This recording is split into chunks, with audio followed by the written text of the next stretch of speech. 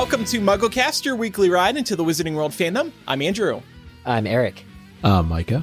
And I'm Laura. And on today's episode, we're celebrating Pride Month by looking at life in the Harry Potter fandom for LGBTQ plus people, the significance of the big Dumbledore reveal back in 2007, and what queer couples we see between the lines of the original text. And to help us with today's discussion, we are joined by Meg and Katie, who are co-hosts of the Harry Potter podcast Swish and Flick and are married. Hi, Megan and Katie. Welcome to the show. Hello. Thank you for having us. Let's get your fandom IDs to start off, and then we want to hear about the podcast. So I am a Slytherin. I am also, I literally just had it, my Ilvermorny house. I'm Thunderbird. Ilvermorny house. My Patronus, which I have tried so hard to get something different. I've literally taken the test like 6 times and gotten a different type of horse. You're just a horse. Deal with it. I know. Yeah. So my favorite one that I've gotten, though, is the chestnut mare. So that's what I'm sticking with. And I'm just not a horse person, and it just seems so bizarre. I don't know. I want it to be like a fox or something. So that's my personal Patronus headcanon. Okay. Favorite book actually has recently changed since we have been doing our reread, and currently it's Goblet of Fire. My favorite movie is very controversial. It's Order of the Phoenix. I know. I just love the visuals. Some great montages in that one. Yes. I'm a graphic designer. So like the newspapers and stuff, like that's what I love about it. Yeah. And my favorite queer-coded character is Tonks. She's my favorite headcanon queer character. All right, my turn. This is Katie. I'm a Hufflepuff through and through. I am the snack master. Ilvermorny house, I am also a Thunderbird. Patronus, I'm a dolphin, even though I can't swim. That's okay.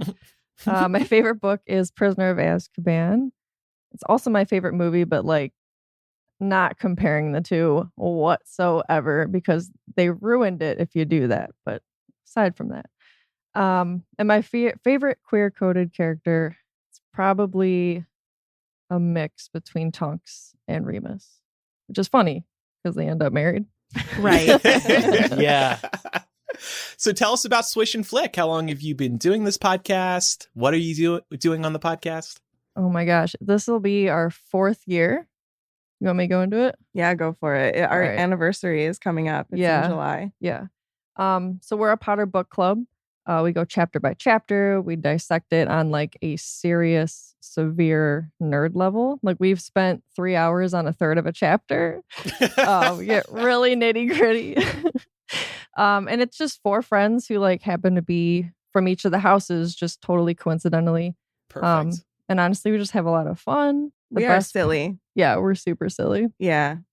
We just have fun. But the best part is our Swish community. Like I have to shout out our Swishers because it's just this big community of love. I love them. Mm-hmm. I love that. I love that you have a name for your listeners too. We've struggled with that. They coded it themselves. Oh, so I was like, thank you.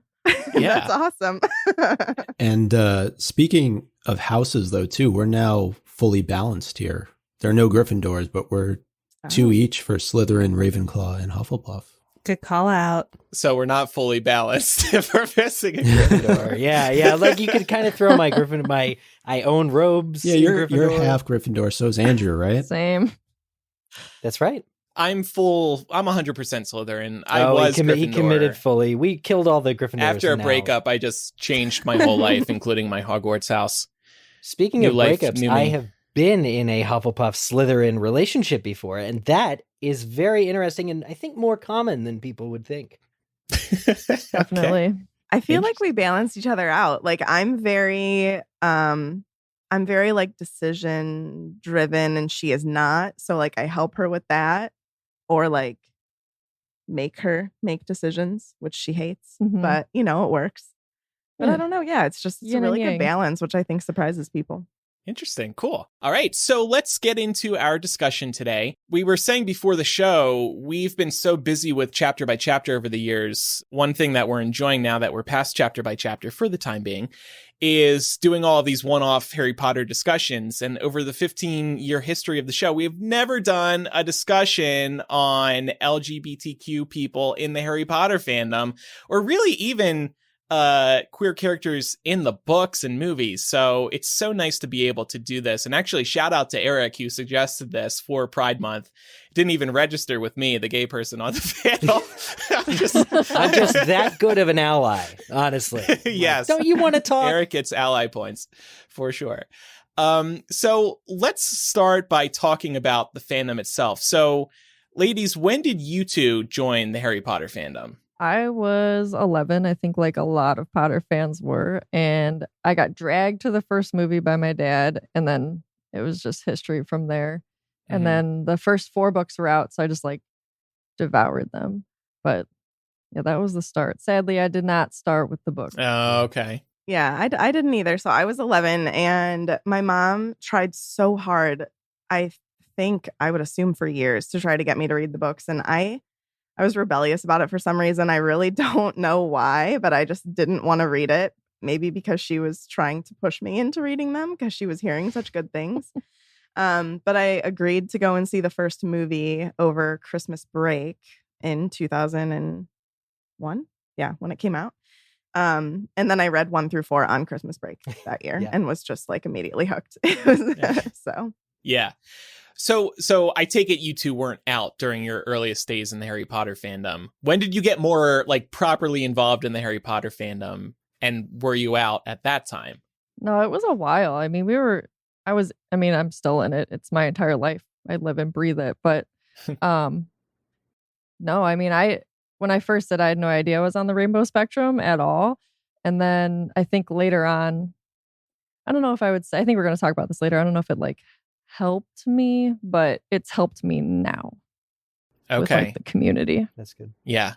I wasn't out until high school, so it took a while for the fandom to help me in that way. But like, I honestly had no idea that I was queer until high school, and it just wasn't something that crossed my mind or wasn't something that I like thought deeply on for a while. And for me, ages probably like 12 through 14, I was heavily into MuggleNet message boards and the chat rooms, and like I was all immersed in those like role play chat rooms, the house chat. Oh my gosh, like yeah, it was. I spent so many hours on those message boards, just like breaking down the books, talking about like what we think is going to happen in 5 and then in 6, and good old days. Yeah, for sure. So for me, I was not out when I joined the fandom, which was probably around 2004, 2005. A year or two later, in 2006, I had a crush on somebody in the fandom who was a guy. And I was over in London and with this person and some other people. And one of these other people, Claire, I can't remember the exact details, but somehow she had just caught on that I had feelings for this guy. And I was out to nobody at the time. And she just approached me one night. She was like, "You like so-and-so, don't you?" And I was so taken aback that she had figured me out. I was like, "Oh, how did you know? What?"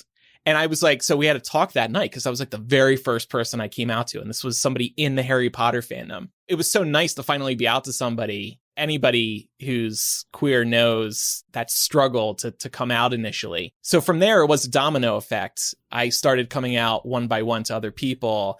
And what I noticed about it was the more people I was out to, 1, 2, 3, I had more people on my side, so to speak. Mm-hmm. So I was becoming more and more confident in coming out.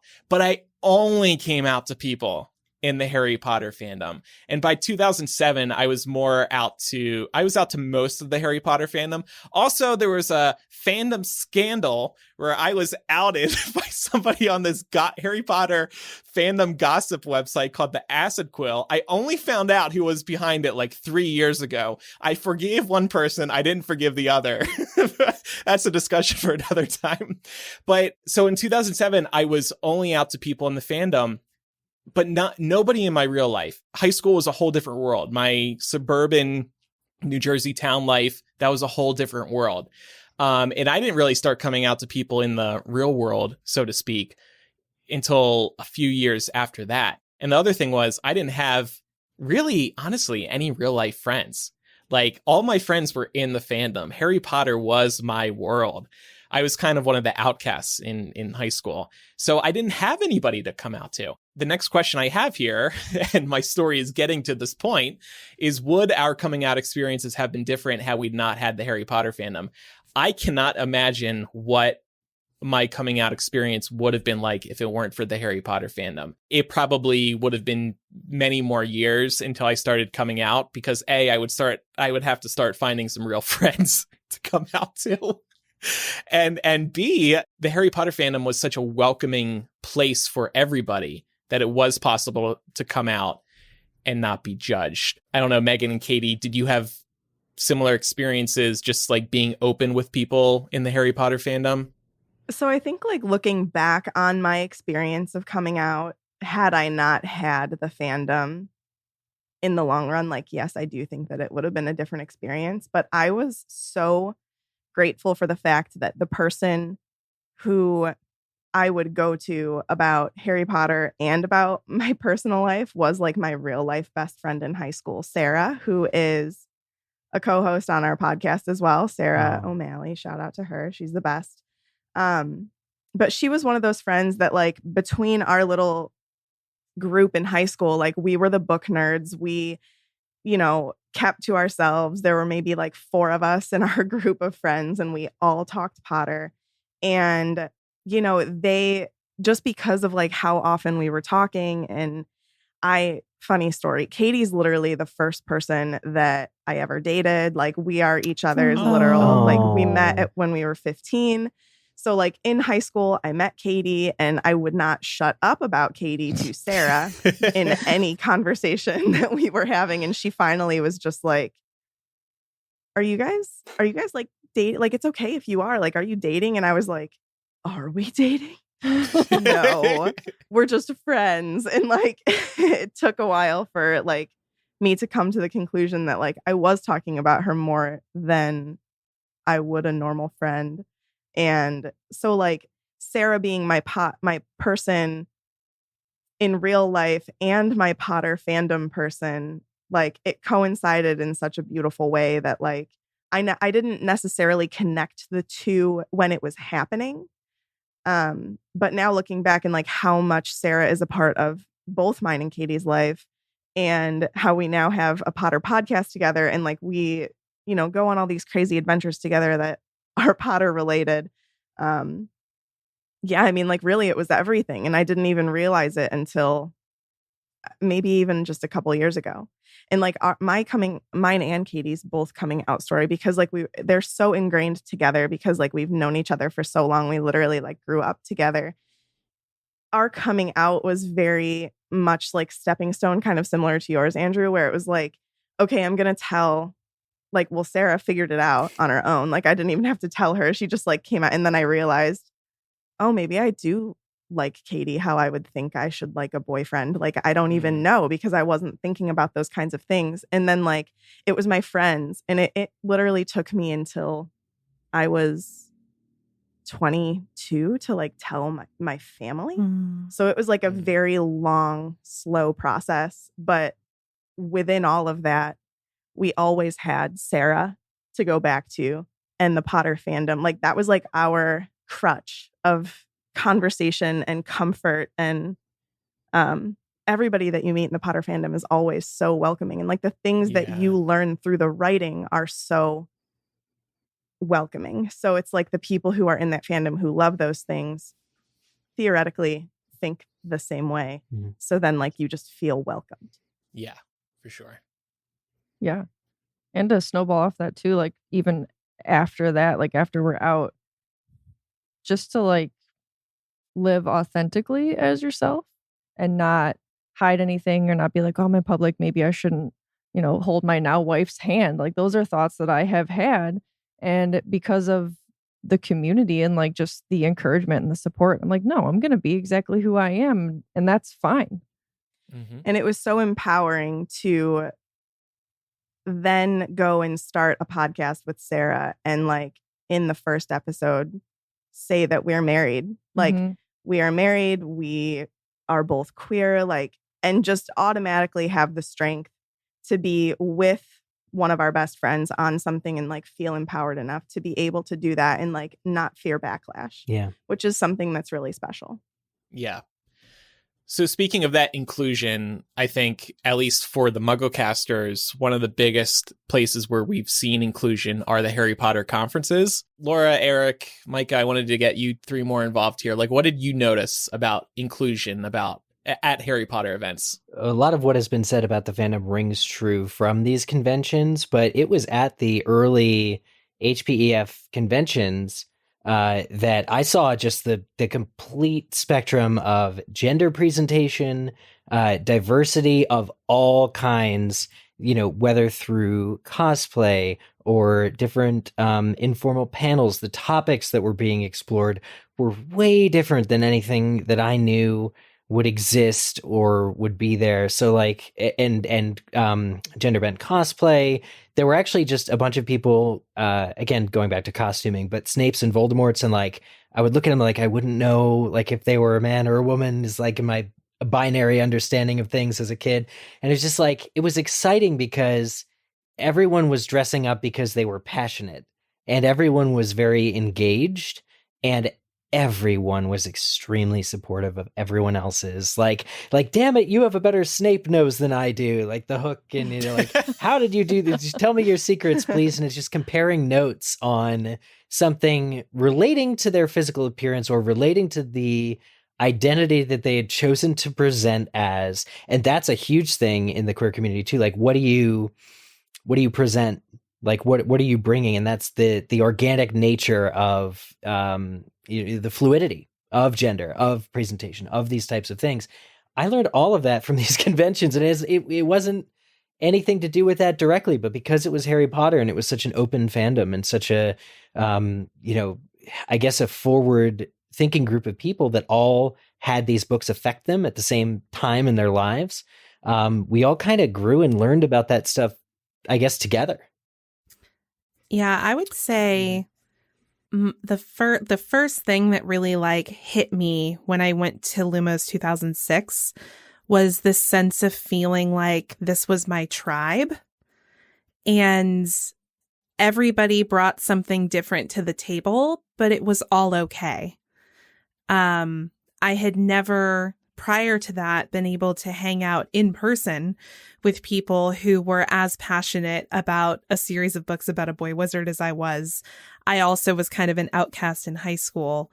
So to actually get that, but then also be exposed to different kinds of people with different approaches, it really helped me, I think, from a young age, understand that my particular lens through which I see the world was maybe a little bit limited at the time. And I actually think that it made me a better person to be involved in that space. Yeah, I would say my experience at a lot of these conventions really just taught me how to be an ally and to be a better ally than I think I was coming in.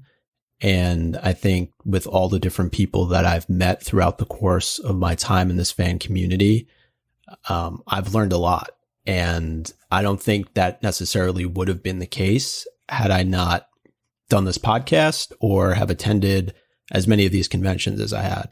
The thing about the conventions, especially those first ones, like Laura mentioned, Lumos, that was like an alternate world, going from, for me, suburban New Jersey, very white, very straight, nobody, everybody's the same. And then going to these conferences, and like Eric is saying, everybody's just so unique and willing to be themselves.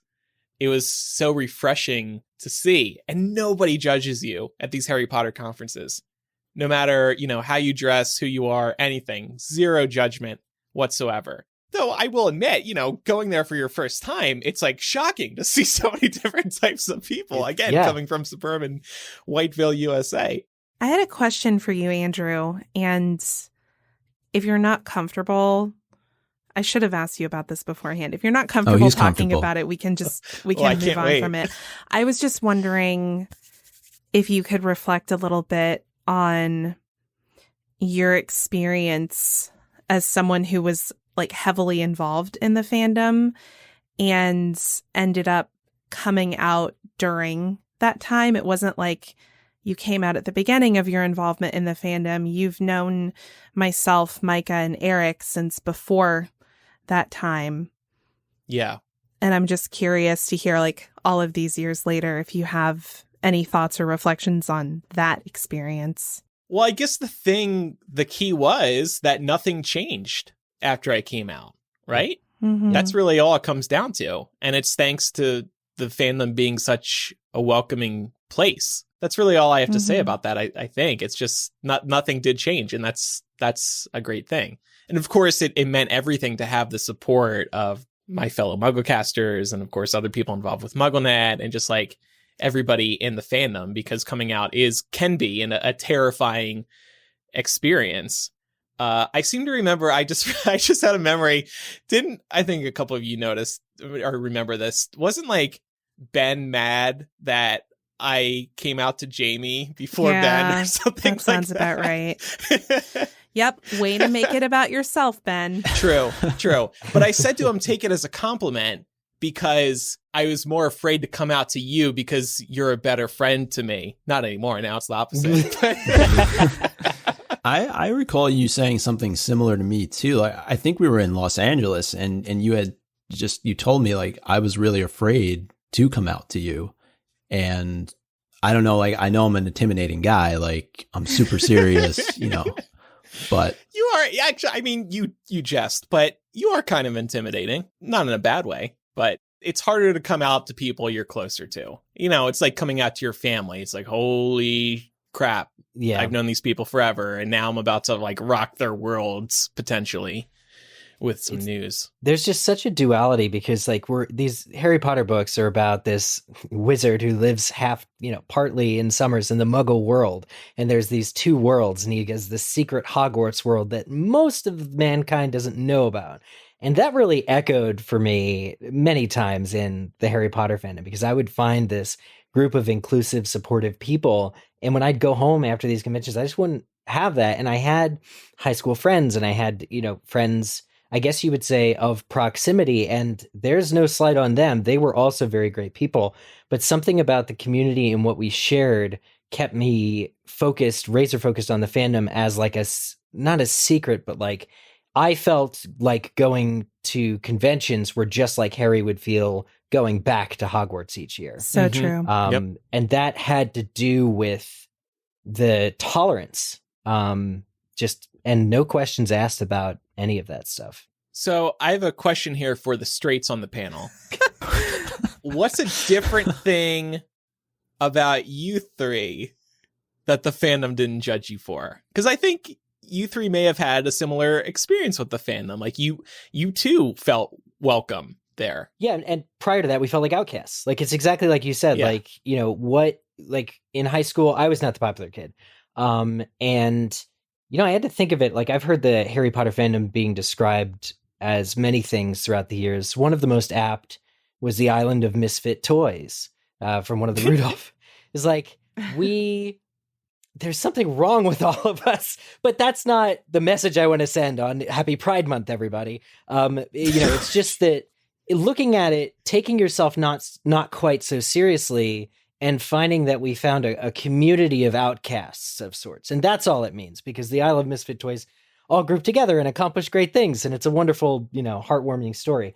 But the reason I go back to that comparison is, again, it does feel like we were all outcasts or there was something not wrong with us, but something that we felt within us that was different. And in finding each other, either those feelings went away or we worked through them as a group. And it was just so, I think it captures some of the inspiration. So for my point, what I think that the fandom didn't think twice about judging me about, you guys probably remember there's photos, of course, but back at Lumos, I was like very, very young, and I had very sticky out ears.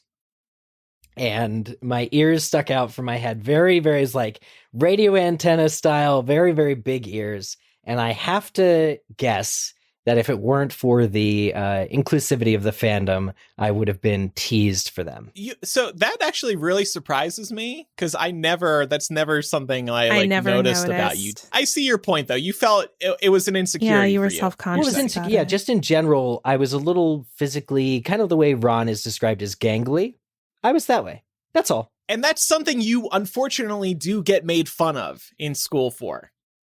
Even though you can't control it, you're just born that way. It's something you can get made fun of. Yeah, for. I hope I did the prompt okay. I No, you took did. it seriously. No. Okay, yeah. I've always had a strong sense that of like social awkwardness, and whether or not other people get that impression of me, I still feel it, especially when I'm in a new situation or with new people. But what felt different about the conferences to me than, for example, my schooling experience was that I could be in that space and I could feel socially awkward maybe, and it was fine. Nobody commented on it. As a matter of fact, the only time that anybody would ever comment on it would be like, "Oh, are you okay? Like, are you feeling fine? Like, do you want to like go grab a drink or something like that?" Like, it was always out of a sense of care that anybody would ever even like scratch the surface of that conversation with me. And the other thing too, like speaking more to like the physical side of things, body positivity and body acceptance. I've always been a thicker lady, and being a larger teenage girl can be hard, especially in schooling environments. Mm-hmm. Teenagers are very cruel. I'm sure we all know this, but it was never something that made me feel uncomfortable in that space. Yeah, I mentioned the seriousness factor about me. I don't, maybe Andrew, Laura, Eric, you can kind of speak to that a little bit more. But also the radio voice, like I feel like I get that all the time. But just being also a little bit older than some of the other co-hosts here too, I think that was always a fear of mine, especially when we would get together. It's like, oh, here's the older person in the group. But I think as you all got older, that kind of subsided, and also getting to know. You were like, how does it feel? Yeah, welcome to the club. Welcome to the club. But getting to know others in the fan community, especially on the podcasting side, like Melissa and John, I think was really helpful there. Yeah. And also not being judged for my love of goats, too. That was huge. We still judge you for that. We just don't talk about it in public. We're very quiet about that. All right. Well, thank you, you three straights, for sharing those things. Let's take a quick break because I want to tell you about our sponsor, MeUndies, who has done something special this Pride Month. They've partnered with the Los Angeles LGBT Center this Pride, and through their MeUndies Gives initiative, they're working together to build a world where LGBTQIA+ individuals thrive as healthy, equal, and complete members of society. MeUndies has made a donation to the center that will provide tents, sleeping bags, hygiene products, and other essentials for the homeless youth. It will also help the center provide 22,500 hot meals for homeless youth and more. So we are so glad to see MeUndies doing that. MeUndies are makers of excellent undies and loungewear made for self-expression and designed for you to feel comfortable in your own skin.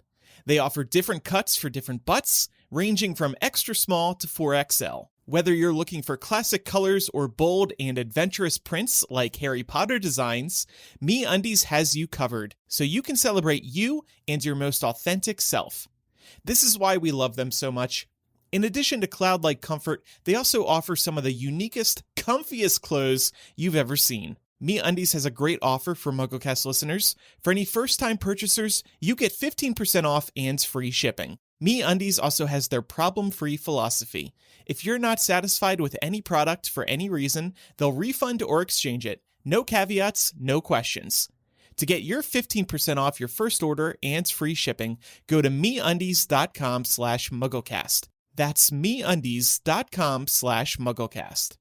So let's talk about Dumbledore's sexuality. We wanted to bring this up today because when this was announced back in October 2007, kind of on a whim. It was a very, very big deal. A fan had asked a question to J.K. Rowling at an event at Carnegie Hall in New York City. The person had asked, did Dumbledore ever find love? And Rowling replied, she always thought of Dumbledore as gay. And I was at that event. A couple other people here were too, right? Yeah. Laura, you were. Mm-hmm. I've never seen you jump that high before, Andrew. Whoop! You lunged out of the... It's so weird that I did that. Like I definitely guess did I'm that. just like Yeah. I just got caught up in the excitement, I think. No. I don't know. And I'm so glad that Micah can corroborate this, because I have a distinct memory of watching you come out of the chair. You weren't the only one. I mean, it was the whole theater pretty much. Right. But when we talked about it later, you were like, really? Did I black out or something? Like, I guess I did, because I still don't remember that. What I do remember is A, being in a taxi cab like the next day and hearing that news being reported on the radio, like this was a real person coming out. And B, right after the event, this is before we had smartphones where we could update our site. We couldn't really use Twitter on our phones at the time. I remember running with the people at the Leaky Cauldron all over to the Fifth Avenue Apple store to write the news up on our respective fan sites on the computers at the Apple store. And we were sitting there for like a good half hour, 45 minutes. And I still remember to this day being like, oh my God, Leaky wrote so much more than I did in the same amount of time. What the hell? They're so much better than me. But it was, Laura, I know you wanted to bring this up today because it was a huge deal at the time. Like this type of story didn't happen back in 2007. no. And I think there's a lot of valid critique around this in terms of like the decision to sort of retroactively make this canon. Mm-hmm. And I think we can have a whole conversation about it. But I also think it's really valuable to remember the landscape of the time. Like, it was 2007. I remember at that point, I actually, like, a couple months after this, I think I went to a pride parade with Andrew, one of our mutual friends, in DC. And he and I were talking, and we were like, yeah, 30 years from now, we're going to be looking back on this and remembering doing this. And, at that point, it didn't feel like marriage equality was anywhere close to happening. Mm-hmm. So to Yep. see how quickly times have changed since then, it's a great thing. But I think sometimes in this discussion, we can lose what life was like at the time. So I think the critique is totally valid. I just always want to include that bit of context about what a different time it was. Yeah. And being in the theater myself and seeing people that I personally knew, like Andrew, so positively impacted by this in the moment, it's just not something that I would want to not be sort of like acknowledged in the conversation. Yeah. And I think the other reason it was a big deal is because there were very few gay characters in pop culture at the time, especially something on the level of Harry Potter. And to be fair and honest, like there's still not really a gay character, an LGBTQ character in the Harry Potter story. Still, we like almost got there with Cursed Child. We might get there with Fantastic Beasts. Star Wars, same thing, except for at the very end of the latest movie, Rise of Skywalker, in the background, you can see a lesbian couple either kissing or hugging, but it's like blink and you'll miss it. And it's like, thanks, I guess, for this half-second bit of representation. Megan and Katie, what do you make of Dumbledore being gay? Was it exciting at the time? Are you a little annoyed that they're in the same room, they keep looking at each other to be like, who's talking first? Who's talking first? I love it. I love it. So to be fair, like my memory sucks. And I remember being excited, but I don't really remember like specific details about learning about Dumbledore being gay. I just remember hearing the news, not necessarily like feeling super surprised by it, but feeling very happy by it. And I actually I was looking through the doc and I texted Sarah and I was like, do you remember learning that Dumbledore's gay? Like, did we like have a conversation? Because my mind is going blank and I don't I don't remember. because I wasn't like, I was involved in the fandom in my own ways, but I wasn't really like going to events and that kind of stuff until a little bit later. So like, yeah, I probably read your article, Andrew, whenever it came out on MuggleNet. Like, that's what I was following. So I remember being super excited about it. And I remember thinking, like really honestly, years later, thinking back to like when we started having more conversations about this, being like, man, I wish that it would have been portrayed better in the books. Yeah. But, like Laura was saying, you can't, like, when these books were coming out, it just wasn't being talked about. It wasn't being represented. There was no representation there in those times, unfortunately. So like, honestly, I'm just grateful for representation. And I know that not every member of the LGBTQ community feels the same way as I do in this regard, but I'm just happy for the representation. And like, yes, it's unfortunate that it happened later, but I'll take it. And I'm happy for it. And I hope that we get to see more actually represented in Fantastic Beasts, though that series seems to be cursed at this point. Like, I don't know what's happening. Yeah. We'll see what happens. But like, it would be really cool to see it. And just to like start seeing glimpses of it elsewhere. I just hope that it pushes through to like main characters soon in more series instead of just, like you said, a couple in the background of Rise of Skywalker, or the cop in Onward, in the Pixar movie for Onward, like, oh, she's a lesbian, like have it be like a main character. Right. And it's so subtle that we have to like sit here on Twitter and debate if it really even, is a gay character or not. It's like, just be, fully open with it so we don't have to debate it.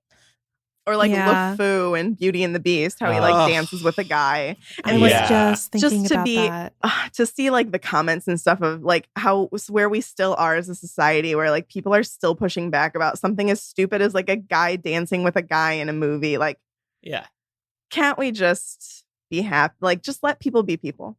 And again, it's blink and you'll miss it. Like, it'd be one thing if that was a whole scene, but it's 1 second. Come on. It's so minimal that oftentimes representatives of these studios have to make explicit comments to be like, look, see, we got gay people, and I think they referred to that as an exclusively gay moment when LeFou was dancing with another man or something like that. Like, it was just the most ludicrous thing. But that's queer baiting, right? That's giving the guys that you are interested in inclusivity and to bring the large community out when ultimately you're overpromising and underdelivering or misrepresenting your intentions.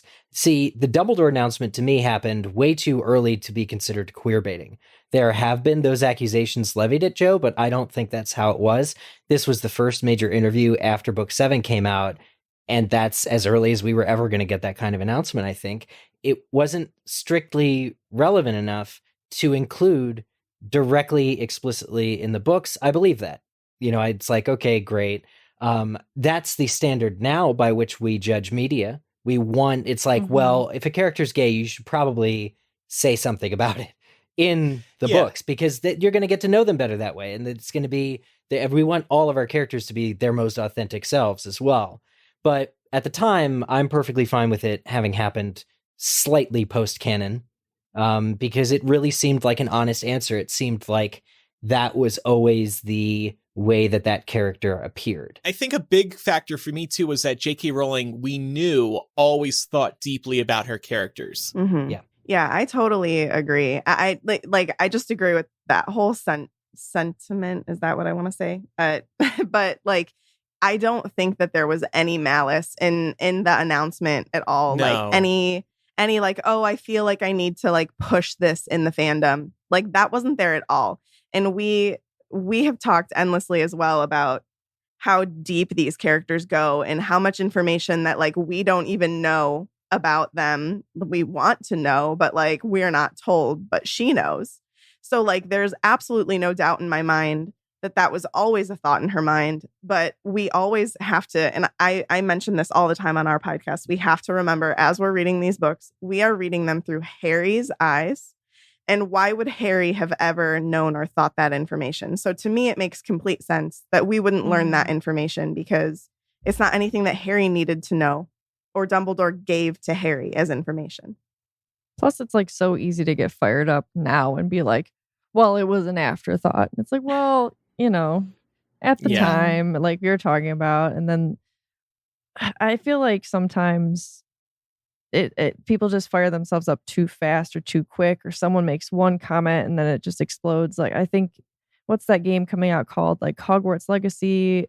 They were talking about how they're going to let you customize your characters. And some people had a problem with that. Like, oh, you're just baiting. But like that's a super common thing in those types of video games. Right. But like Meg said, like, celebrate the inclusivity. Like, I want to be excited about it. Yeah, I know. People like to start a fuss. Well, and I know that this isn't an avenue we're planning on pursuing in this episode, but I do think as well, part of the problem here is that given a lot of conversations that have happened with regards to J.K. Rowling in the last couple of years, people have begun questioning things that she did in the past and questioning how genuine those things are. And I agree that there can be multiple truths here. Like, this could have been a completely genuine thing and still be a genuine thing. And, the other interpretations that are going on right now can also be true. So, and Dumbledore doesn't represent all gay men, just the way that any one of us or any person doesn't represent every member of that community. And so for Rowling to have said, I believe her words were like more specifically, I've always felt that he leaned that way, or I always felt he was more of a gay character. That just means that he reminds her of a gay man that maybe she knew or would experience or would come across, very old, gentle, a little bit, bookish, maybe slightly effeminate. He wears, as our Discord has pointed out, he wears a purple cloak and heeled boots. So that's canon. And, it's just like whatever composition of traits that strikes J.K. Rowling in the early 90s as being gay, that's all she had to say. She doesn't need to create the perfect gay character. Probably doesn't exist. But she just, it's important for inclusivity that it be announced at all. I'm grateful it was announced and so close to when the books came out. Well, another thing just to remember is that, she doesn't have to make him, be a stereotypical gay person in any regard. Dumbledore can seem to be a completely straight person, but actually be gay. Yeah. Right. It's really dangerous to assume that any one group is a monolith. One other point I want to bring up, and E and J said this in the Discord. They asked, do you think fandom culture, not just in Harry Potter, tend to be more inclusive? And they wrote a bit longer of a message, but I do want to say, yes, I do think many fandoms, Star Wars and others, are very, very inclusive. I always think back to Comic-Con. It's very similar to a Harry Potter conference. There are so many different unique people and you don't judge anybody. It's like New York City. There's so many different unique people there. Nobody's different. You don't notice anything odd. It's just how it is. It's a welcoming place, and many fandoms are like that as well. And I think it's because a lot of people, especially before nerd culture was cool, you would go into one of these fandoms because you are different and you might feel like an outcast. And you go in there and you're welcomed. Yeah, the escapism aspects of things like Star Trek were the draw. They were like a magnet. They pulled people together who had similar interests in escaping. And what were they escaping from? Well, these IPs were not, or they were more, the fandoms are always more progressive than the IP, is what I want to say. And that's because the fandom is real people. And we're always fighting against that grain of making all voices heard. And it's an upwards trend. It's gaining traction, but it could still be decades because it has been decades, of these people saying these things and getting together and organizing. And so, I just think all fandoms are probably more inclusive than strictly the IPs that they fall under. Like you mentioned, Star Wars, the recent Star Trek movie had like a Sulu hug with his husband or something. Like, that was it. And it's a real shame. And by the way, some of these scenes, if they are deemed too gay, they get cut out of versions of the film for China, unfortunately. So, Yep. studios have to consider that too, and it sucks that they do. But this is one of their considerations, and it's one of the battles that must still be fought in other countries too, by the way. It's not just China. But so let's move on.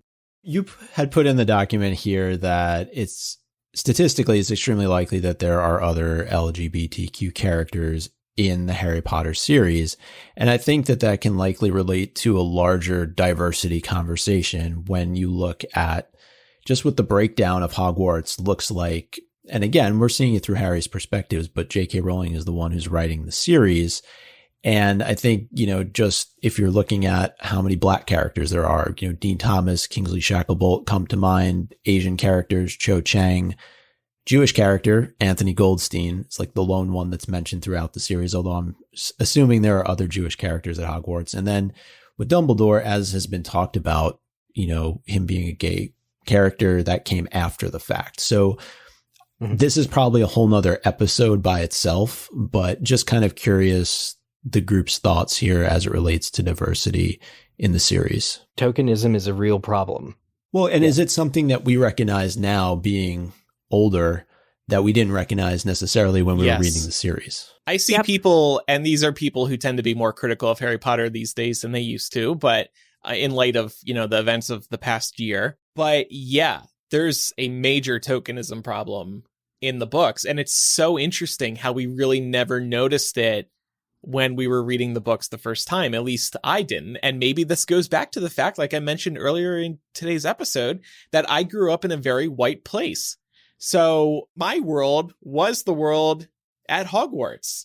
So it didn't really seem wrong or different to me. But then you get older and suddenly you are meeting many different types of people from all around the country and the world. And then you reread the books and you're like, wait a second. A lot of things are missing here. Exactly. You can tell that the author comes from a particular vantage point, as do we all. When I was reading the books, I felt like I could really easily relate to them. And I think that in large part, that's due to the fact that I am a white cisgender female and also straight. So everything that all of the sort of milestones of young adult life that I experienced were portrayed in the books. So it wasn't something I ever had to think about when I was younger. Mm-hmm. And it would only, I can imagine that, especially now that I think as a fandom, there is a lot of work being done to become more enlightened. People are noticing that now, and it does stick out like a sore thumb. There's really no denying it. And some will argue this still hasn't really been fixed in Fantastic Beasts. Yes, there are more people of color in these films. However, it's depicting 1920s New York, which did not actually look as white as it's looking in the Fantastic Beasts films. They still haven't resolved this, even though there's been plenty of opportunities to do so. And in fairness, they made Hermione black in Cursed Child, and that was great, and everybody was very excited by that. But things like that don't go far enough. I know that we touched on the fact that the world was a much different place when J.K. Rowling was writing this series, and that obviously influenced a lot of her decision making. And we know her name had to be changed for her to even publish the series in the first place. But I think Megan kind of touched on this earlier, but I'm just curious, do you think she would have viewed including a gay character as a risk for the series? And then similarly, would the publishers have been concerned about how parents might react knowing that this was a children's series, at least initially? I think for sure. I don't know if this is 100% accurate, but I think that there was something in England in regards to allowing allowing books into school libraries. And if they had a gay character or something, they would not be allowed. Maybe not even school libraries. I think just libraries in general. I'm fairly certain that is true. And so based on that, I would think, that would be a pretty, in terms of having the availability of this book to kids, that would have been a worry. Is it, in her mind, she was probably, I don't even know if she ever had any intention of including a gay character, but say she did, she could have been balancing do I allow this book to get to people through a library or do I not? And that could have been a huge factor in it. Makes me think about, especially in this country, how much censorship these books faced because they're wizards, which, you know, aren't real. Right. And I'm just imagining, like, if people freaked out about wizards, I thought the same oh my thing, God, yeah. what would they have done about gay people? Gay You know? wizards? Oh my God. Yeah, we Yeah. already know how they react to witchcraft, fictional witchcraft. Just imagine if these characters, one or two, were gay. And, you know, getting back to something I brought up earlier, it wouldn't have been like we find out in book 1 that Dumbledore's gay and then he's always hanging out at the gay bar, like doing lots of gay stuff. It wouldn't have been anything like that at all. He'd be like, yeah, I loved Grindelwald once, you know, something like that. And that'd be it. Yeah. And of course, parents would still lose their minds over something small like that. But that was the battle at the time. Even something that small would have caused a huge uproar in certain communities. And still might today, unfortunately. Mhm. Right. Like these books Mhm. were already getting burned. Yeah. Well, that's true. Yeah, that's very true. I want to say it's hard enough to be inclusive with a gay character, but a happy gay character is almost still completely unheard of. A character who hasn't suffered their entire lives and had to have conviction of steel to be able to be their authentic selves. The stories that we're consuming that do feature queer characters are depressing AF. And Thank you for bringing that up. oh, That's why I am literally obsessed with Schitt's Creek, because I think it's the first bit of media that we've been given that doesn't do that. And Yeah. it just brings me so much joy. Yeah.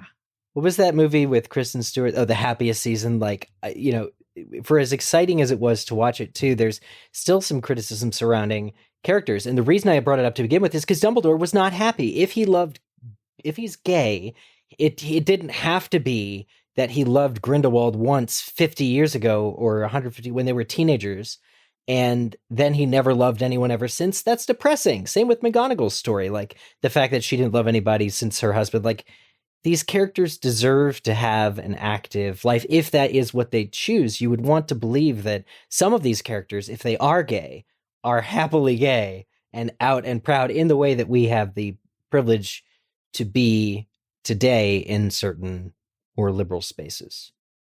Yeah. Some of the gay storylines are pretty tired at this point. Like, you need conflict, of course, in a story, but I'm personally getting kind of tired of all the coming out stories, like being in the closet and slowly working your way out. I've read a lot of gay fiction over the years, and it's basically that over and over again. And it's like, I don't know. I've read enough of this. So let's talk about characters we see who might be queer coded. And this means like it's written between the lines. We can see it, but it's not canon. Just to start off, I will remind our audience and maybe inform Meg and Katie. I really felt Albus Severus and Scorpius very hard in Cursed Child. Me too. Oh, yeah. He wrote a whole story. I wrote a fan fiction to get my feelings out. It gets very What? dirty. It gets very dirty. So But that's so, awesome. That's fine. I actually know about this. Okay, never sever us. Yeah. Yes, it's Yeah. woo. Awesome. Anyway, putting that one aside, I personally, reading the Harry Potter books, never really noticed any characters who might be queer. It never really registered with me when reading the books, even reading them again all these years later. Like I just mentioned, I read gay fiction. I'm interested in reading gay characters. And yet, no matter how many times I read the Harry Potter books, I just really don't see it for any of them. However, I did look at a thread on Quora with some different ideas, and somebody suggested Sprout and also Grubbly Plank. And as someone on Quora put it, they both have a hint of British lesbian of a certain age about them. Which They do. You're right. What does that mean? What does that mean? It means, I don't know. I guess like if I saw them in a TV show, I could definitely see them being lesbians. One or the other, or both. How about you two, Megan and Katie? When you were reading the books for the first time, or maybe you're rereading it now for the podcast, do you see any characters that you think might be queer? First time, no, because I was just, absorbing it as a kid and Same. laughing at all the things Yeah. that I now see as cruel. But second time, because we're getting so into it, yeah, I see it more. Definitely with Tonks. Totally. I see with her, Tonks. or I could even see her identifying as they. Yeah. I think she's a total cool parallel for like gender bending or gender fluid, or even like she can change her body at will if she wanted to. So if she's non-binary, if one day she's feeling more female or one day she's feeling more male, like she can transition into that. I think that's really cool. Yeah, Katie and I actually both just read this book called Symptoms of Being Human. Thank you. Symptoms of Being Human. And in that book they kind of describe their gender on like a scale. So like one day it might lean to the right and the other day it might lean to the left, and they always, they never know how they're going to feel that day. And I feel like there's such a parallel there with Tonks, because Tonks can truly do that, and can truly decide like, oh, well, how am I feeling today? Do I want the short pink hair and, or do I want, Stubble, maybe mousy brown, right. Yeah. Like they can completely decide who they want to be every single day. And I just think that is a beautiful parallel to gender fluidity. And that's something that I immediately picked up on in my reread. I just love it. And if you're, maybe someone who's thinking they might be transgender, that's a really freeing thing to explore in a character. Yeah. I'll never forget the first, again, going back to these Harry Potter conventions, but I walked into a room and it was a discussion about nymphadorotoxin. I was in the wrong room. I was looking for something else. I think I was looking for the vendor room. And I came in and it was a round table panel on Tonks. And nobody noticed me walk in. It was packed. But one of the first things I walk in, I hear is like, we all want to know, can she grow a penis? And I was just like, what? Huh? I was like, welcome to Vegas. I was a teenager. Can she grow a dick? We need to know. And it's like, wow, like what the hell kind of like, I didn't know you could have these types of discussions in the open. This was enthralling. But I wonder what Tonks, because I believe it for the same reasons, but are we limiting are we rushing in with personal wish fulfillment because it would be so freeing to be a metamorphmagus? And are we also narrowing down Tonks' sexuality to what may be her physical parts? Because that also is very problematic in a certain way. True. Very true. That's true. Yeah. I mean, it's totally like probably just my wishful thinking. I'm just thinking like the parallels of how other people potentially could use her character to help themselves more than anything. Yep. I'm right there with you. Yeah, I think that's the important distinction that we as a fandom have been learning how to make lately, is that once the books are published, it's really in the hands of the fandom to decide what those stories mean to us.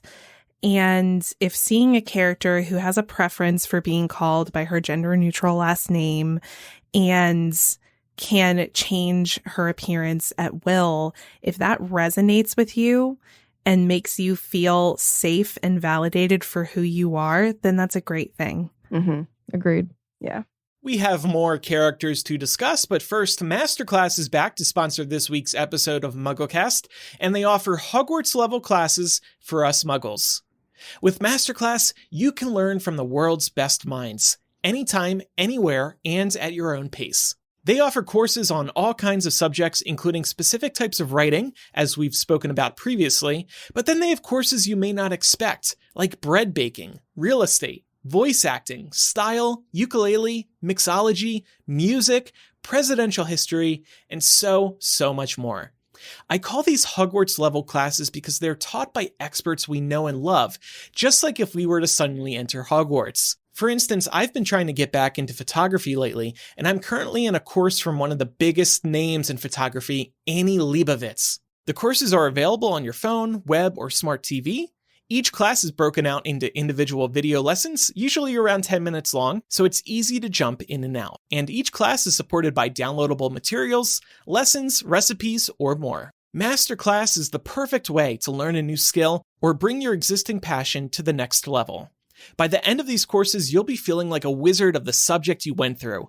I really believe Masterclass is a special gift. It's a place where we can be taught by people we had never dreamed we'd be able to learn from. I highly recommend you check it out.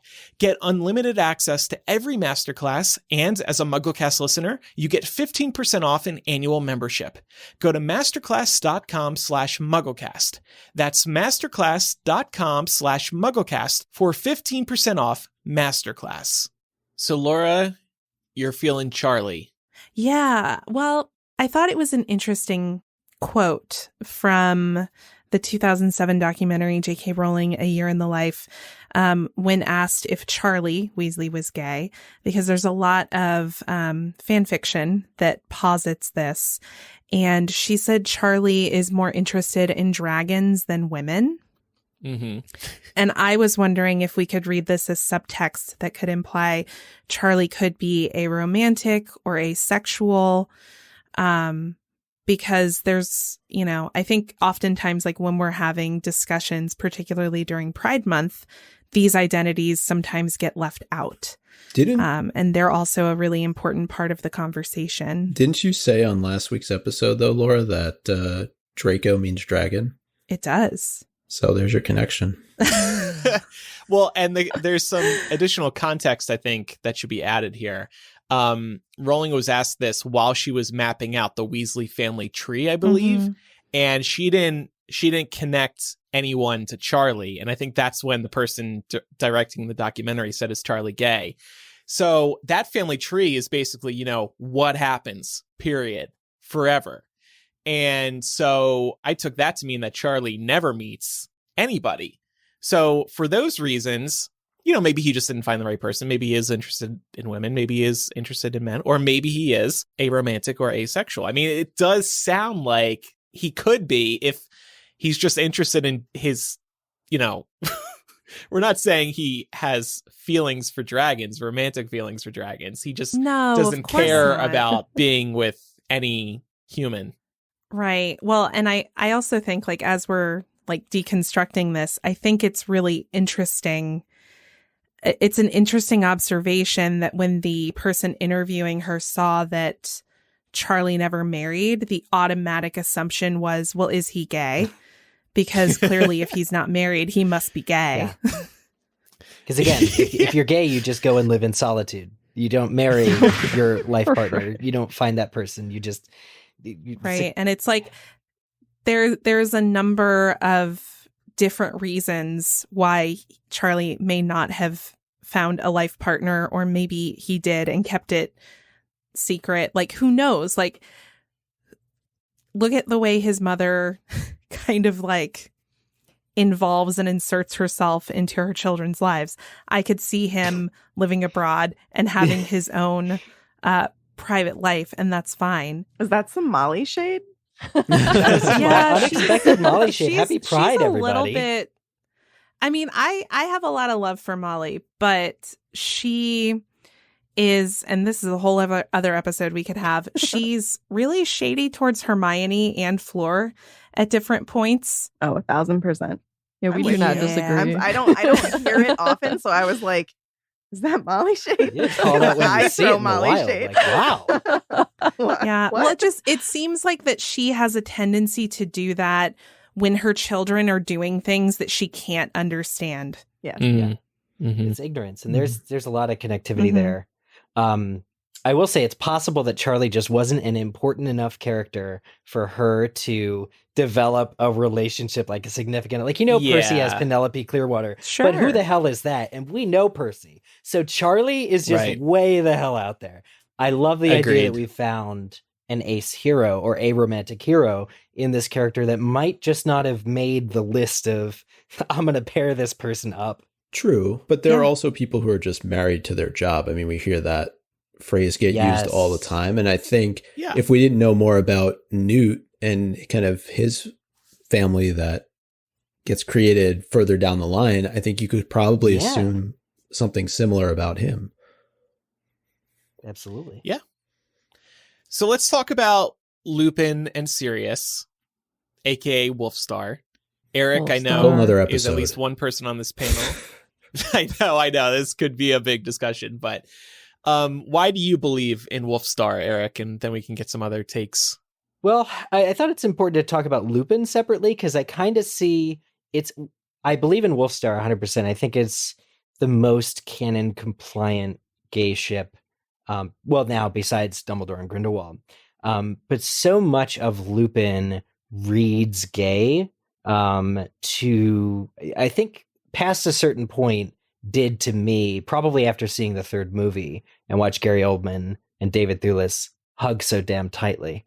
But the character, Lupin is very self-hating. He's struggling with these aspects of his identity that not many people know. Hello. And, there have been interviews where J.K. Rowling's been asked about, sort of what is the analogy or what is, lycanthropy like? And it's been related to many times subtextually and contextually to the AIDS epidemic, which has also just so largely impacted the gay community in real life history.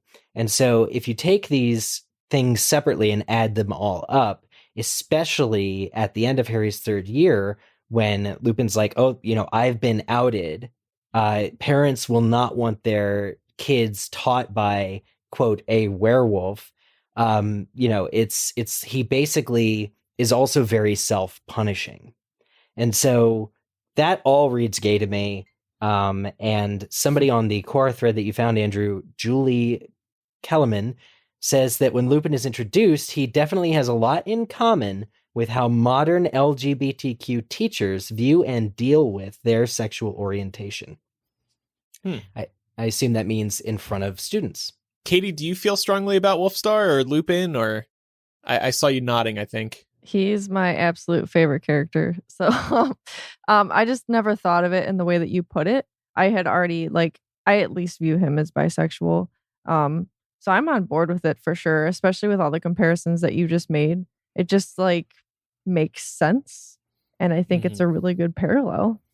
A lot of what's interesting, if you view Lupin as a closeted gay man or bisexual because he does end up marrying Tonks and fathering a child, you kind of have to see all his decision making in year 3. Why isn't he telling the truth? Why is he protecting Sirius from Dumbledore? He refuses to tell Dumbledore about the Animagi thing. Sirius Black is actively getting into Gryffindor Tower.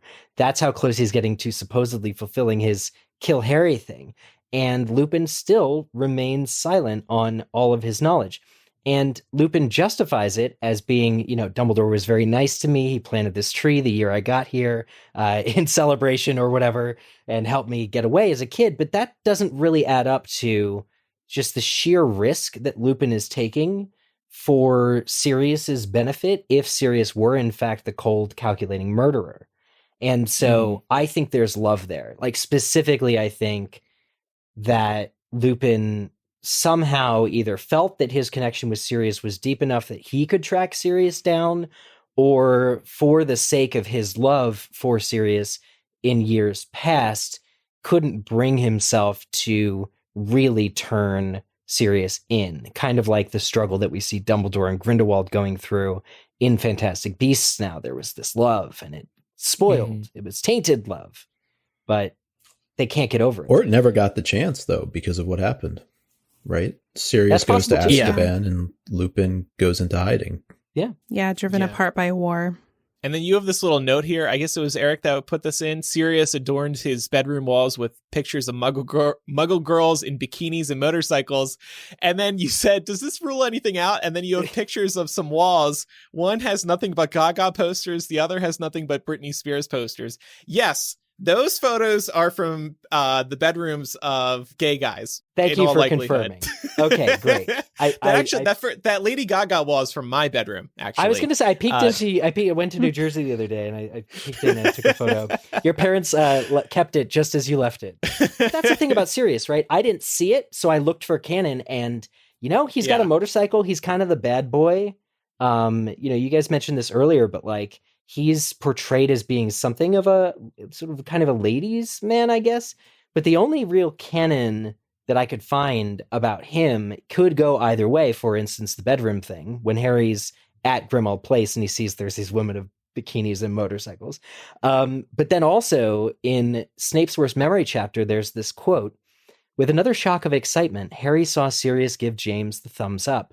Sirius was lounging in his chair at his ease, tilting it back on 2 legs. He was very good looking. His dark hair fell into his eyes with a sort of casual elegance neither James's hair nor Harry's could ever have achieved, and a girl sitting behind him was eyeing him hopefully, though he didn't seem to have noticed." And on the one hand, Sirius is so cool. He's getting all the girls. He doesn't even notice when a girl likes him. On the other hand, he's not into chicks. And so he doesn't know.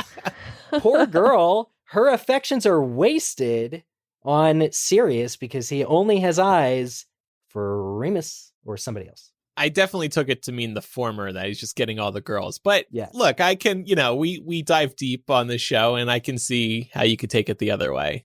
I think what's really great about all of these readings is you could do a reading of Sirius and James or Sirius and Remus and look at it as like, these are close, intimate male friendships, which in our society tend not to be prioritized, welcome, emphasized. You can also do an equally valid reading that these characters might have been gay. And again, they're both valid readings or anywhere in between the two, right? Yeah. So there are multiple possibilities here. That's the best part because there is no right answer. So like you can just grab what feels awesome to you and run with it. And this is why we can do Harry Potter podcasts. Right. Yep. Megan and Katie, do you have any other feelings about particular characters? I think we talked about this once. I just like giving a shout out to Hagrid and Newt being a good representation of like a feminine male figure. Not necessarily gay. That. Yeah. I love how they are portrayed. Like Hagrid was cute enough, and then He's so Newt came motherly. out. Yeah. And then Newt came out and he says the same things like, "Oh, mom's here, and doesn't think twice about it. He's just a caring dude. I love it. Yeah. There needs to be more of that. Calling into question gender norms. He's a plant daddy. He is a plant daddy. I guess we can wrap this discussion up. Happy Pride Month. To anybody who's queer, LGBTQ+, you are welcomed in the Harry Potter community. We support you. We support you. I mean, the Harry Potter fandom's such a special, amazing place for all of us for a variety of different reasons. One reason it holds a special place in my heart is because I was able to come out when I did, even though the acid quill outed me at the time, but that's okay. Water under the bridge. And it's been a very special place, and I'll always be grateful for the opportunities the fandom's provided me, particularly when it comes to my sexuality and just being able to come out. So thank you to everybody in the fandom for not being judgmental. As far as I know, none of you are. We don't judge you for that. Plenty of other things, though. So it's time for Quizzitch. Yes, of course, it's time for Quizzitch, our weekly quiz. Last week's question: the constellation Draco was so named for its appearance of being like a dragon. Who first named the constellation Draco? And we did give a hint. It's a renowned philosopher. The answer is Ptolemy. And not many people got that right. So congratulations to all who did, including Mariana, Katie, RM, Sunshine Mellow, Khufu the Baboon, Da Real Pious Thickness, I Still Can't Think of a Creative Name, Hallow Wolf, I Tried Drowning My Fish, and the 394th Skull of Lupin's Cabinet. Wow. All right, I'm drawing the line. These names are officially out of control. Everybody needs to tone it back a little bit. Just a little bit. They're great. Stay the course. They're creative. What are you going to do if they don't, Andrew? I don't know. I'm not going to Peace and judge. love. Wait, I'm not Thesis. supposed to be judgmental. I love all of these names. They're all wonderful. Come as you are. Amazing. Andrew's going to write some strongly worded tweets about all these names. Come as you are. I tried drowning my fish. I respect you. No judgments. That was my favorite from this week. All right. Well, it's time now for next week's question. A witch named Glenda Chittock hosts this program on the Wizarding Wireless Network, dedicated to interviewing musicians. What is the name of the program? And submit your answer to us over on MuggleCast.com/Quizzitch. There's Quizzitch drop down in the menu, or Quizzitch button in the menu drop down on MuggleCast.com. Just click that, and the question will be on there as well. If you have any feedback about today's episode, you can email MuggleCast@gmail.com or use the contact form on MuggleCast.com. Get it in now, because we will be recording a Muggle Mail episode next week, and we'll try to include some of it on that episode. You can also call 1-920-3-MUGGLE. That's 1-920-368-4453. You can also record a voice memo on your phone and send that to MuggleCast@gmail.com. If you do call us, just try to keep your message about a minute long. Megan and Katie, thanks for coming on today's episode. It was so great having you on. Thank you so much for having us. Yeah, it was a blast. It was Thank you. super fun. Yeah, and thank you to both of you and your show for coming to us actually like a week or two ago, being like, hey, you want to collab? And I was like, actually, this works out perfectly. So we'll come. I'm like awkwardly inviting ourselves on your show. But No, yeah. Oh my God, you're more than Come on our show. welcome. we got an That'd be invite, awesome. people. I'm not forcing ourselves on. Yeah, we'll appear on your show at some point. That'll be a lot of fun too. I'm looking forward to it. So again, it's Swish and Flick podcast, and the website is swishflickcast.com. Mhm. Yes. And you Sweet. can follow us on Spotify. Okay, cool. And we'll include a link in the show notes if for everybody to check out your show. Also, just a couple of reminders about MuggleCast. Make sure you're following the show in whatever app you use to listen so you never miss an episode. You can follow us on social media. We're MuggleCast on Twitter, Facebook, Instagram, and YouTube. And you can join our community of passionate listeners today at patreon.com/MuggleCast. We don't have a cool community name like Swish and Flick does yet, but you will get ad-free MuggleCast, bonus MuggleCast installments, a personalized video thank you message from one of the four of us, access to our live streams, which, by the way, we are now doing on video because we are now recording on Thursday nights when we're a little more ready to be on camera. We used to record on Saturday mornings. We weren't camera ready on Saturday mornings. So now the cameras are on. They're on. Patreon.com/MuggleCast. And Andrew, Yes? and just for next week's episode, in addition to the mailbag, Eric and I may have a bit of a surprise for you and Laura. So stay tuned. Should I What? be nervous? No. I don't like this. It's Plant Daddy shirts for everybody, except Laura, yours will say Plant Mommy. I can be a plant daddy. It's Oh, okay. oh, that's right. I didn't mean to. Oh, crap. I'm so sorry. I assumed parental gender. What are your pronouns? I'll be Laura's happy just with screwing with and you. yeah, I'm just messing with you, Eric. I will be happy with any shirt. Just do plant parent. Yeah. Oh, Plant Parent. There you go. The gender neutral. I love that. I want one that's Plant Zaddy, but I need another 30 years on me. So That's fun. we'll wait. Okay, thanks everybody for listening to today's episode. I'm Andrew. I'm Eric. Micah. I'm Laura. I'm Megan. And I'm Katie. Thanks for directing that, Katie. Perfect. Bye, everyone. I remember. Bye. Bye, y'all. Bye.